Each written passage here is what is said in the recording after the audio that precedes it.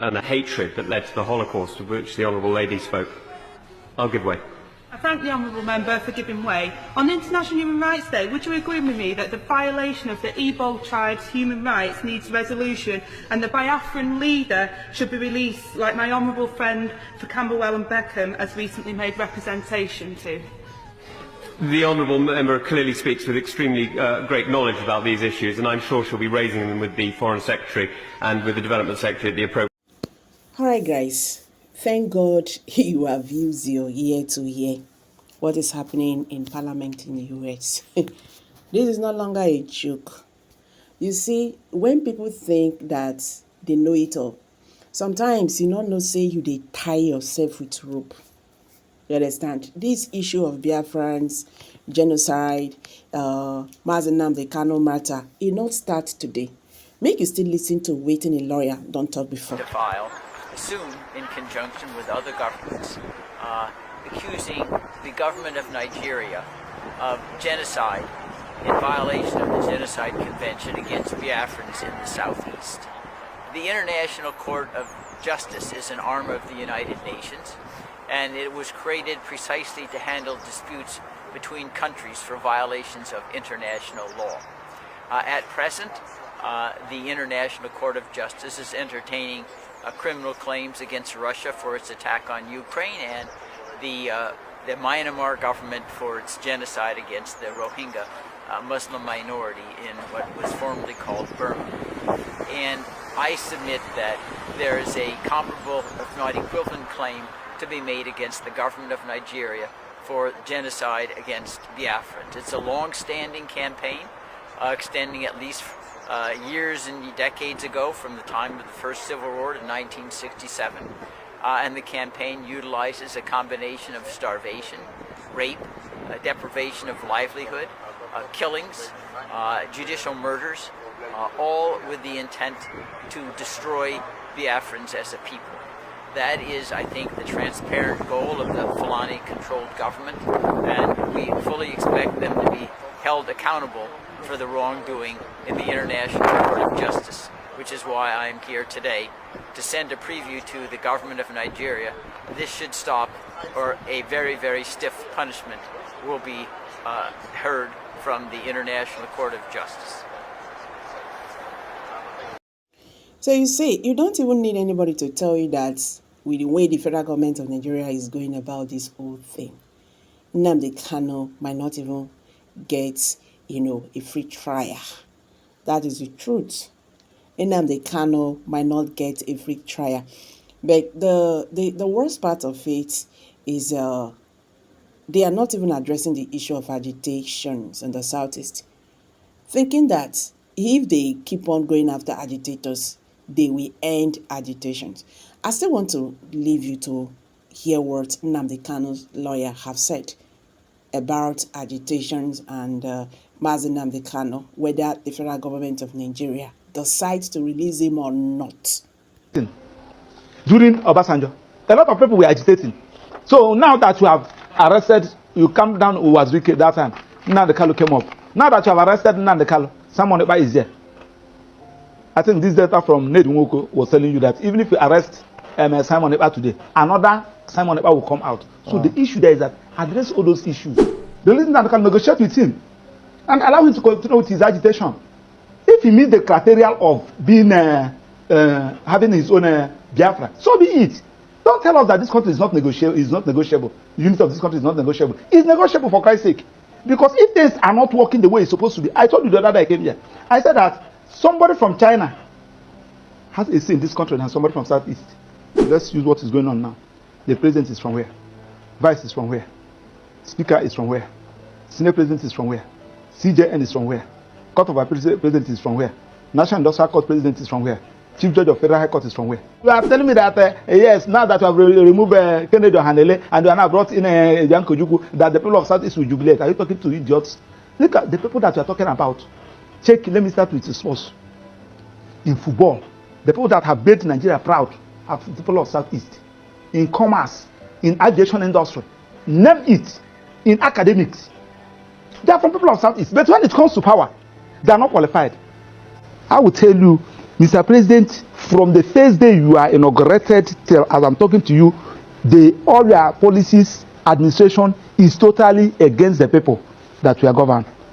Now, dropping Biafra agitation is like a crime in the face of injustice in Nigeria, especially the injustice that is being carried out right from the APC regime of Muhammadu Buhari up to now that the Tinubu administration is sustaining. In this video, Michael Okpara has come to face the reality by speaking the truth in the face of Bola Ahmed Tinubu. The truth is this: if only dropping Biafra agitation will make them to release Nnamdi Kanu, that is to say that Nnamdi Kanu will be dead perpetually, because the man has refused negotiations upon negotiations. I could remember the likes of Asari Dokubo, to mention but few, who have been agitating for the sovereign state of Biafra. The reason why they gave him was the same negotiation. You know, the strategy is simple. Hold him long, break him down, and he will succumb to your own side of the negotiation. But what they are saying is the opposite, and the reverse is the case. Listen to Michael Okpara, one of the lawyers to Nnamdi Kanu, how he explained the state of the crisis or the case between Nnamdi Kanu and the federal government of Nigeria. Somebody said that now that you have appointed the wife of Ikemba Ojukwu, that is a strategic to get the people of Southeast. I don't know who is advising you. If you cannot take advice of somebody like Obiozo, late, the former president of Ohaneze, you cannot take the advice of Ezife, late. You cannot take advice of someone like Iwayan. You cannot take advice of someone like Obonyon. I can mention Mbazulika Mechi. Those that have seen it all. What's the advice that they give? That you should release Nnamdi Kanu. Give them that sense of belonging, so that there will be peace. Now, Nkole, this is an assignment to you. Check all the whole countries that is predicated their governance on injustice and unfair treatment against some sections of that country. That country will never have peace. I can go on and on. Why America is succeeding today is because America believes in if you are qualified, you are qualified. As they are treating somebody from American India, they are treating African American like that. That's why somebody from Kenya will go to America and become the president, and you see them progressing. So okay, somebody agitated of marginalization. Yeah. After 50 years, you are still doing the same thing, and you feel that you will have peace. It's more spiritual than physical. Okay, let's go back to the cabinet, Max. Now, I've heard different schools of thought. They're saying that the things are changing, and this whole idea of having, several slots per state isn't really that fashionable anymore. That really what people want are performers. I mean, if you get 30 Jebu people, if they're the best, you have put them there and let them do the job. So, but this ethnicity diversity continues to play a part, and that's the reason why many people seem to see the appointment of Bianca Ojukwu as a masterstroke. You see, why if you go to Dubai now, nobody talk about the president. Nobody cares. If you go to UK, nobody talk about who is the president. Nobody cares, because the system is functional. Why people are talking about this issue of it is my turn, it is not my turn, equitable treatment, because some persons felt that this is their father's inheritance. Leadership in this country is their father's inheritance.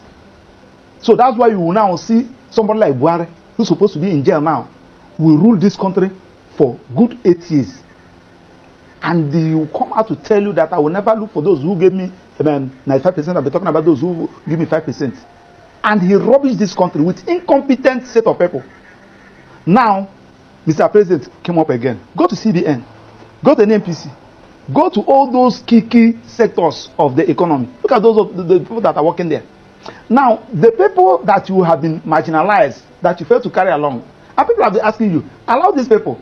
They have helped this country. Max, there's a picture up there. That is the day Iwayan visited Nnamdi Kanu. You can see us there. And Iwayan, this is in his parlor. Iwayan was crying after visiting Nnamdi Kanu. Thereafter, I think crying about what? About the way Nnamdi Kanu is being treated. And Iwayan pleaded in that press interview that the president should release Nnamdi Kanu. That is the only area you have peace. I'm talking about the one that have seen it all. Then, after how many months, what happened? Few weeks after Iwayan died, you are still holding Nnamdi Kanu. And you now turn around, somebody now tell you that go and appoint Bianca as a minister. That Bianca, if you appoint Bianca as a minister, there will be peace in a. So Bianca, after you are swearing in, you go to Southeast and address them. That now that I've been given a minister, everybody should calm down. No, apart from really, weighing into the Nnamdi Kanu case you talked about, but the appointment of Bianca Ojukwu, who was a former Biafran warlord, really, so don't you think that in itself is the president trying to also carry the Southeasterners along? So Kennedy Ohanele is not from Southeast. You remove somebody from Anambra and put another person from Anambra. That's with the, I think, Minister for State for Foreign Affairs or what they are giving. So that's the only thing that will calm the people of Southeast down. One is to release Nnamdi Kanu, restructure this country, carry the people of Southeast along. Release Nnamdi Kanu, negotiate with him, and allow him to continue with his agitation. If he meets the criteria of being having his own Biafra, so be it. Don't tell us that this country is not negotiable. The unity of this country is not negotiable. It's negotiable, for Christ's sake. Because if things are not working the way it's supposed to be, I told you the other day I came here. I said that somebody from China has a say in this country than somebody from Southeast. Had it been that flag, Chinese flag and the Russian flag that we are carrying in Kanu, had it been that flag we are carrying in either Enugu or Anambra or Imo, by now that Southeast would have been turned into ashes. So Ndiboho went to London last week to present a paper. I need Orubudu Republic. Had it been that somebody from Southeast went to that London to present that paper, by now they would have been picked up. So we are not nobody from Southeast. We are being treated as a slave in this country, and that is the essence of this agitation. He's not qualified to be the president. He's not qualified to hold any key position. He suffered on his own, established himself. He will acquire land from their state. Go and see what is happening in Lagos. They are busy collecting lands belonging to the people of Southeast. People with CFO. You go to court. Which court? It's not their own court. So what we are saying is that this particular issue can be addressed when the president calm down. The reason Nnamdi Kanu, have a discussion with him. You have been having a discussion with bandits and the so-called repentant Boko Haram. Tell me the offense of Nnamdi Kanu, because he's agitating for self-determination, which is his own constitutional fundamental right granted to him by the Constitution and the law. Well, the government's angle is not because of the agitation, because they know that everyone has a right to agitate, but they said the way he was going about it, like and then people were being incited. Well, that's even not what I'm trying to say. What of the wife of the president incited people during the election? The wife of the president, he incited people that Igbo should go. What of the one Oba of Lagos said that Igbo should go and fall into Lagoon? What of those that came out and said that Igbos will not vote? If you are not voting for APC, you will not vote. What happened to them? Has anybody been arrested? That Nnamdi Kanu said something. Then you now term that thing he said as is a terrorist, is a crime of terrorism. You charge him for terrorism. His own lawful organization that is registered in almost all the whole countries in America and Europe and Asia, and you now came to Nigeria, you term it a terrorist organization. Now you are now saying that now that IPOB is being recognized in almost all the whole countries in America and Europe. So you are now saying that America, France, Germany, they are recognizing a terrorist organization because you don't want anybody to agitate. You want to suppress anybody. If you talk, kill him, suppress him, jail him.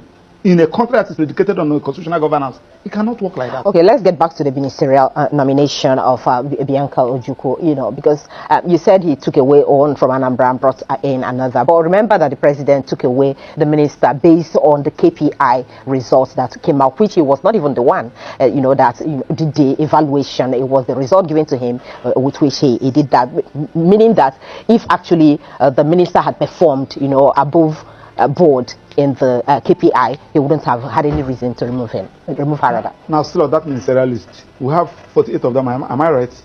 And we have 36 states in this country, including FCT 37. So, apart from Southeast, that have only 5, every other region have more than 6, apart from Southeast. Now, check since 1999, we have been having series of presidents. Let's use what is going on now. The president is from where? Vice is from where? Speaker is from where? Senate President is from where? CJN is from where? Court of Appeal President is from where? National Industrial Court President is from where? Chief Judge of Federal High Court is from where? And you are saying that the people of Southeast belongs to this country. The chief of are you Naval sure Staff. you're not, Max? Are you sure you're not? I mean, it's just like what I said too. I mean, isn't it time we started to be less sentimental about this diversity? We have to apply it now. We are saying that the only people that are qualified to hold all this position, nobody from South is qualified. On what basis? Are you saying that there's But the chief of Naval Staff is from the Southeast. Huh? The chief of Naval Staff. From where? I'm talking about the key position. Yeah, number one person, number two person, number three person, number four person, number five person. The key position, we have three arms of government: the executive, the judiciary, and the parliament. You can never see anybody from Southeast there. Now, the point we are talking about is that when I'm not even talking about, I'm in court about lopsided appointments. Okay. I can avail that my process because I did an intensive research in that process. File it, asking court to view whether this particular appointment, whether this particular government is in line with Federal Character Establishment Act, an act of National Assembly that said that you should carry everybody along. Section 14 of the Constitution also said that you should carry everybody along. And we are now doing all these things. You are telling me that, yes, now that you have removed Kennedy Ohanele and you are now brought in Bianco Ojukwu, that the people of Southeast will jubilate. Are you talking to idiots? Look at the people that you are talking about. Check, let me start with the sports. In football, the people that have made Nigeria proud are the people of Southeast. In commerce, in aviation industry, name it, in academics. They are from people of Southeast. But when it comes to power, they are not qualified. And we want them to be happy. Listen, let me tell you, like today that is Monday, go to Southeast. And my annoyance is that these things are avoidable for Christ's sake. The one at Niger, releasing and the Kanu, let us start addressing this issue. This early morning, somebody sent me a clip, something they posted, that they said from, I think they said next week, the next 2 weeks, that there will be nothing like federal courts in the whole of Southeast. What do I mean by federal courts? Federal courts, National Industrial Court is a federal court. Federal High Court is a federal court. Court of Appeal is a federal court. Now, the judges that are there, most of them are not Igbos. Majority of them are not Igbos. How should you risk somebody to go and preside in the Court of Appeal or the Judicial Division, Oka Judicial Division, Enugu Judicial Division? How can you appoint somebody to go and preside in Federal High Court in the Southeast, National Industrial Court in the Southeast? And we are not even thinking about all this. And the judges are not even thinking about, So the point we are talking about is that when there is a problem, look for a solution. Personally, somebody like us, we are not even, I'm defending Nnamdi, one of his lawyers. So when they say, so you people are not doing what you're supposed to do, the person that is calling you, don't even know him. No, he's using a hidden number to call you. You don't even know what you're talking about court. The only thing that you went to court and you were unable to bring Nnamdi out. They're not even safe. Okay, Maxwell, let me ask you this, because from what you're saying, I've also heard IPOB many times deny, allegations of being involved in some of the killings that happen in the Southeast and some of the, the ills that we see in the society. Even the sit-at-home in question, IPOB has also claimed that he has not asked anybody to sit at home. I don't know, get my point. So the point I'm making is that from what you're saying, it would look as if what you're actually trying to say is that it's because Nnamdi is being held, that is why, the ills in the society in the Southeast has escalated. Does it have anything to do with him, if that is what you're saying? Do you know why? Nnamdi Kanu, IPOB is his initiative. He established it, he organized it. Now, when you now kidnapped him or adopted him, and unlawfully, because the Supreme Court have said that he was unlawfully brought into this country, and you kept him incommunicado, everybody on his own. This one we kill, you said at IPOB. This one we maim, you said at IPOB. Everybody on his own. That's why I ask you the question, who is IPOB? The IPOB is Nnamdi Kanu. So Nnamdi Kanu, if Nnamdi Kanu is out, you will know who is who. Simon Ekpa will talk his own, Emma Powerful will talk his own, this one will talk his own, this one. Who is IPOB? That you are even talking. Simon Ekpa is in Finland. Emma Powerful, I don't know where he's operating from. Another person is operating from somewhere. Issuing threats. Just like the one somebody told me. I don't even know where that one is coming from. So the easiest way to do is the one that Nnamdi Kanu. Then tell Attorney General, as he discontinue the charges against the president of Mieti Allah Kato, discontinue that of Showore, they are all terrorism. Tell them to discontinue that of Nnamdi Kanu and allow Nnamdi Kanu to agitate. It is his right. I told you the other day. You see, that's where the problem is, really. The guarantee, you know, that there will not be problems, even if Nnamdi Kanu is... Because you're saying allow him to agitate, and he goes about it the way he used to, like, you know, the government have actually feared. That may also create more problems, don't you think? Let me tell you, there are some things that you asked me the other day whether they are talking about condition, giving Nnamdi Kanu. I told you one question. I say, if you give Nnamdi Kanu condition that he feel after meeting up that condition, he will still live like a human being, so be it. But when you give him condition and you are removing that made him a human being, he will tell you no. What is that made you a human being? That thing that makes you a human being is your ability to exercise your fundamental rights. And when somebody said, now I'm going to employ you here, I will be paying you $500,000 every month, but you will not talk. You will not move out. You say, do away with your job. When somebody said, I'm going to release you, but I will cut one of your hands, say no. The agitation for self-determination is a fundamental right. And if you people fail to understand it, I can agitate that I need the Republic of Maxwell. Yeah. It is my right. Anybody can agitate. I don't even need crowd to follow me. It is when you now feel that you have gotten the necessary distance, the necessary meet the necessary qualities, then so be it. It is now left for the president who believes in democracy, who believes in government of the people by the people, to apply an initiative. What is the initiative? Release the person. Start addressing all those issues that gave rise to this agitation. It has been there. Uwazirike was agitating during Obasanjo. A lot of people were agitating. So now that you have arrested, you come down Uwazirike that time.